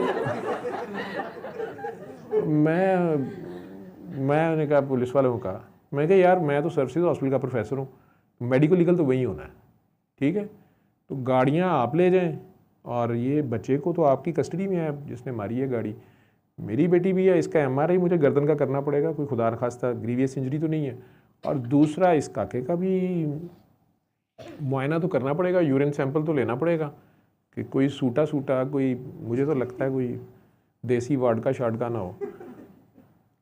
वो अंकल तो फट चलो, वो आंटी को गुस्सा चढ़ गया, उन्होंने गाड़ी के हाथ पे रख दिया हाथ, टाँ साथ जोर से उन्होंने उनका नाम लिया, आप जरा अंदर आए। खैर वो फिर मुझे समझ आई कि वाकई पीर ही होता है। अंकल तो उसके बाद गाड़ी से नहीं निकले, तो वो पुलिस, वो बच्चा बेचारा मुझे शुरू हो गया, अंकल नहीं मेरा मुआयना नहीं कराना आपने। मैं कि क्यों बेटा, पता तो करना पड़ेगा कि आपको इतनी बड़ी गाड़ी नज़र नहीं आई ना आपको, तो आपके अब्बा जी को मैं कह रहा हूँ कुछ कर लेते हैं, लेकिन वो कह रहे हैं कि नहीं आप करें जो करना है, तो मैंने तो मेडिकल कराना है आपका और सारा कुछ। कह रहे अंकल मैं ना ये पैसे ट्रांसफ़र कर रहा हूँ, मैं फ़िलहाल 1 लाख रुपया कर देता हूँ। मैं कहा यार अभी तो कह रहा है तेरे पास है ही 50,000 है। बहरहाल उसने जब ट्रांसफ़र किया तो उसके अकाउंट में 32 लाख था, वैसे ही एहतियातन में बता रहा, दांतों का डॉक्टर था। तो बहरहाल उस बच्चे ने वो ट्रांसफ़र किया। अगले दिन उसने सुबह पुलिस वालों को मैंने उनका शुक्रिया अदा किया, वो खड़े रहे आखिर तक, उन्होंने वो सारा लिखा भी, और मैंने कहा जी आप लोग देख लें, अगर आपकी ये पैचअप है सारा है, आप इस पर मुत्तफ़िक हैं आपके फ़ाइन, लेकिन नहीं तो फिर सुबह आ जाएं, और गाड़ियाँ तो हैं ही हैं जो कुछ भी है आपका। लेकिन वो खैर सुबह उस बच्चे का फ़ोन आ गया कि नहीं वो इंश्योरेंस वाले कह रहे हैं पहले पुलिस केस कराएं, फिर आप दोनों के लाइसेंसेस देखे जाएंगे, फिर हम देखेंगे कि उनकी गाड़ी का नुकसान जो उनका कसूर है कि आपका कसूर है कि पता नहीं क्या। तो मैं कहा यार ये कर लेते हैं बेटा, पुलिस में चले जाते हैं, उसमें करा देते हैं, रात की रपट तो है ही है, तो उसे करा। कहते हैं अंकल आप इस तरह करें, आप वर्कशॉप से जो बिल बनवाएंगे ना वो मुझे भेज दें, मैं दे दूँगा, तो ये पुलिस वाला चक्कर रहने ही दें। मैं कहा यार मुझे पुलिस वाले बड़े अच्छे लगे हैं, कुछ नहीं होता आपको। कहता नहीं अंकल आप करें, पता नहीं अब क्या बनता है। लेकिन कहने का मकसद ये है कि सारे वाक़े को आपको सुनाने का मकसद ये है कि पुलिस वाले ने कह ही दिया, उन बुजुर्गवार को कह दिया, उसने कहा जी ये मुंडे खुंडे है सारे सन, असी तो डर गए थे पता नहीं की होएगा। इस बच्चे ने, वो बच्चा बाद में कह रहा एवं ही मैंने अबू को बुलाया, वो कहें जी ये बच्चे ने क्या मैं अपने अबू को बुलाना है, असी क्या भाई ठीक है, जो ਵੱਡਿਆਂ ਨੂੰ ਬੁਲਾਈਦਾ है कि मसला ख़त्म होवे, तो इत्थे तुसी आके तो मसला ही पा देता है, सानू तो समझ नहीं आ रही। मैं तो खैर चुप रहा, लेकिन वो अंकल फिर उसके बाद जो है ना गाड़ी से नहीं उतरे। हाँ वो बात यहाँ ख़त्म हुई थी, सॉरी मैंने जो ज़्यादती की, मुझे कहते हैं कि तुमने जो करना है कर लो, होना था जो हो गया, अब अल्लाह की मर्जी, तो बाकी जो तुसी करना है कर लो, मैं सवा शेर हाँ तुसी। मैंने कहा जी देखें, मैंने उसको कहा हादी को, हमारे घर में एक बड़ी पुरानी सी पजैरो, मैं कहा यार अंकल दी फार्चूनर के पीछे खिलार, मैंने ज़रा घर तक छोड़ा, तेरी ब्रेक तो काम नहीं करती, तो जिधर अंकल ज़रा स्लो होंगे तूने गाड़ी रोक ली, तू रोक ली जिस तरह रुकती है, 2-3 बार जो है ना अल्लाह की मर्जी करो, ठीक है, फार्चूनर के पीछे। उस पर फिर आंटी ने वो टाँ करके ना उन्हें अंदर बुलाया कि यार ये सूरत रहमान वाला है नहीं हो, ठीक है, ये सीन वाली सूरत रहमान सुनाता है, ये सूरत रहमान नहीं होएगा, ये विचों जड़ा ना ये शैतान ही है, तो अपने बच्चों को किहो जी आइडिया दे रहा है। तो मैं तो अलग भाई, मैं कहा जी अल्लाह की मर्जी, तो फिर जी भी अल्लाह की मर्जी, मैं अब और क्या करूँ, ठीक है। तो बेटा कभी कभी आपको फिस्को फजूर मुनाफिकों से भी सीखने को मिलेगा, हम जैसे क्या करें, लेकिन हो जाता है। हीट ऑफ द मोमेंट पे अपने टेम्पर्स कंट्रोल रखना और फिर अदल की बात करना। अल्लाह का कुरान में ये हुक्म है कि चाहे तुम्हारा बाप हो, चाहे तुम्हारे रिश्तेदार हो, तुम्हारे करीबी खूनी अजीज़ रिश्तेदार हो, लेकिन जब अदल की बात करने की है तो जब अगर आप अल्लाह को हाजिर नाजिर बातें करते हैं ना, अल्लाह हाजिर नाजिर, अल्लाह हाजिर नाजिर, अल्लाह मौजूद है, इतने बहसा होंदियां ने वजूद दे नाल है कि अपनियां खसूसियात दे नाल है कि वो अर्श ते है कि इत्थे फर्श ते है, ये सारी बहसें हैं। आपका उस वक्त हीट ऑफ द मोमेंट में आपको अदालत में गवाही देनी पड़ रही है, आपको पार्लियामेंट में गलत बिल पे साइन करने पड़ रहे हैं, आप कितना अल्लाह को हाजिर नाजिर मानते हैं ये आपको पता चल जाएगा आपके ईमान का। ठीक है, ये सारी कहानी है, इसमें इतना परेशान होने की ज़रूरत नहीं है। एवं मुश्किल मुश्किल गल्लां ने, ठीक है, याशी करो, ठीक है, बस क्या छोड़ो, दूसरों को बताओ अल्लाह है, दूसरों के लिए इस्लाम डंडा ये रख लो बस। ठीक, क्या ख्याल है, ये आसान नहीं। बाकी यही है कि बाकी दुनिया की कौमें तुम्हें छितर मारेंगी, खा लो, बल्कि स्लो मारें तो उन्हें कही जी बंदे बढ़ाएं, पैसे टाइम पे भेज दें, IMF के पैसे टाइम पे दें, यही है। चलो खैर, कहाँ तक पहुँचे थे आप लोग, ये बीच में किधर चले गए हम। सल्ले अला सल्ले अला सल्ले अला सल्ले अला सल्ले अला शफीना सल्ले